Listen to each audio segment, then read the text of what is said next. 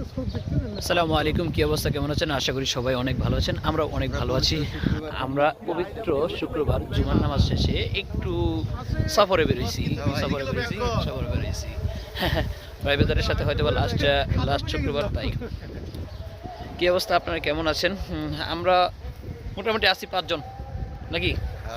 আর যারা যারা মিশরে আসতেছেন, মানে খুব ভয়ঙ্কর অবস্থা মিশরের, আপনারা একটু বুঝে শুনে আসেন। এই যে দেখেন, একদম নতুন আসছে, 2.5 লাখ টাকার মতো খরচ করে চলে আসছে, কিন্তু এখন বাড়ি চলে যাইতেছে। মানে আপনারা যারা মিশর আসতেছেন খুব সতর্ক, হ্যাঁ, দালালের খপ্পরে করে আয়সা শুধু জীবনটা নষ্ট করেন না, ঠিক আছে? দালাল খুব স্বপ্ন দেখাবে, কিন্তু আসলে দালালের স্বপ্নের সাথে বাস্তবতা কোনো কিছুই মিল নাই। যাই বলতেছি, মিশরে আসবেন খুব ভালো কথা, কিন্তু মানে স্বপ্ন পূরণ করতে পারবেন না।